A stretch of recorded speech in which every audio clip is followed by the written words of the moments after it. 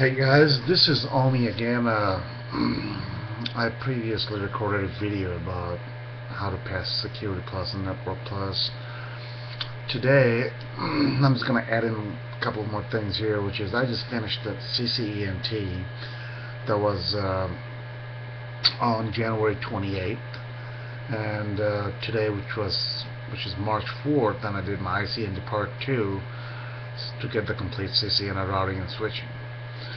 Now, thing it is that for some people, I want to tell you this: like, there's a lot of ways you can get those little dump sites and little like exempt collections or brain dumps and stuff like that.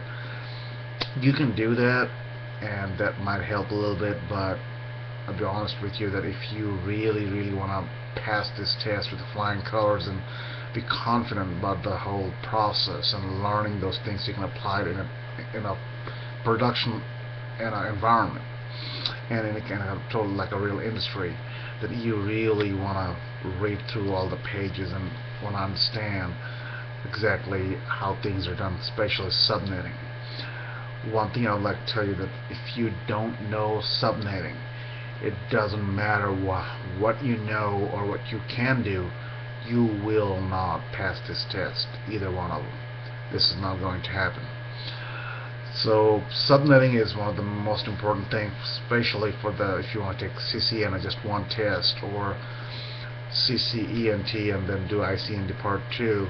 Either or is basically one of the must-know topic, like subnetting, and like especially a subnet ID, broadcast ID, IP range, and the whole nine yards on the subnetting.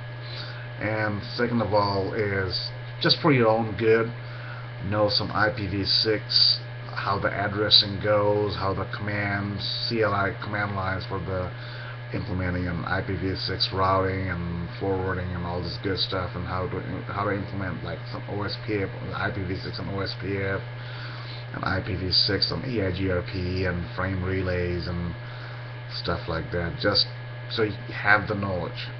So if you ever go to a production environment, that eventually that's where the IT industry is going to, which is IPv6, and you have the previous knowledge and some experience on it, you'll be evaluated a lot more than your colleagues or any other candidates if you're applying for a job in that case. And the second thing is, just for your own knowledge and production level usage and for your own home lab purposes, whatnot, just know the NAT, network address translation. That thing is amazing. Once you can figure that out and things start to work with your real router, if you have some Cisco routers and switches, that really will amaze you, like how cool that thing is, the network address translation. And of course you have to know the OSPF, which is like everybody in Cisco got to know that. It's one of the big thing, and Cisco really emphasizes on a lot. And EIGRP is Cisco's little baby.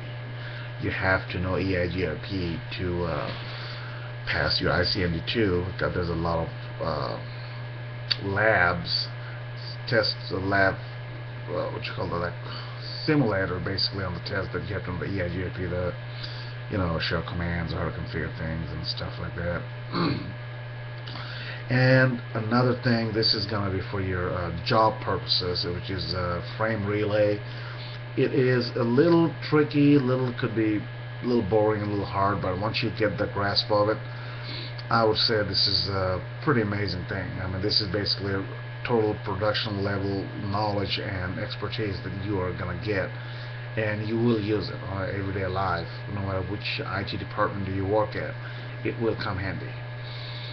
Then I would say rest of it, which is like STP, you have to know the spanning tree protocol and how to do the ether channel, and because if you eventually do the CCNP and stuff like that, and then the STP, it becomes a big thing. And in real life too, the production environment, there's a lot of STP configuration on the production level switches and stuff like that, that will help you a lot.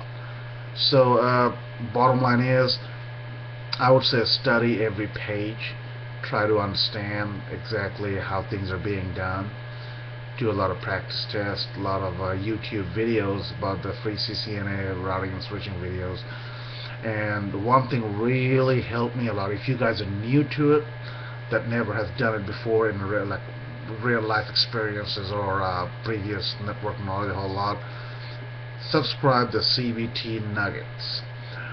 And I know it's $100 a month, or you can do 12 months agreement, whichever you want to do it.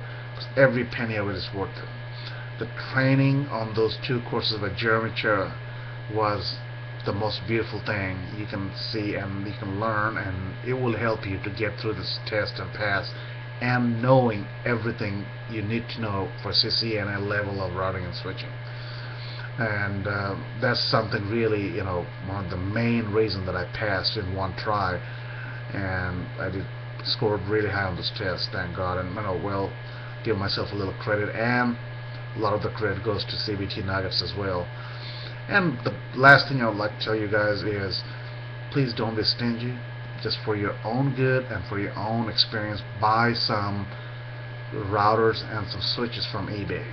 If you're gonna get 2 or 3 switches and 2 or 3 routers, I would strongly suggest to get 3550 or 3560 switch, layer 3 switch. If you want to get that, it's not going to be any more than $110 or $120, and that will basically serve you through CCNP and further on. And for the router, get the 2801 router. That's the most wonderful router, and it will you can use that on your home networking and your test and lab and everything else.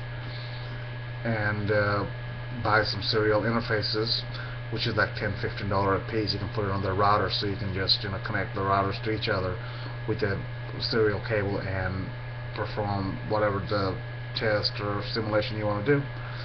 So good luck, and whoever else is going to take the test in the future, and just study hard, because it's just not a test. It's basically get you to the doorstep of the job you're looking for.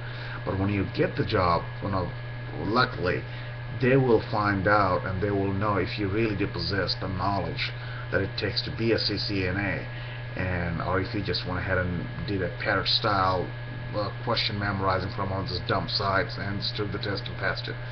Eventually it'll come out. So for your own good, just go through it. Once you learn it, you'll never forget, and you can always use it. So anyway, good luck, and have a good night.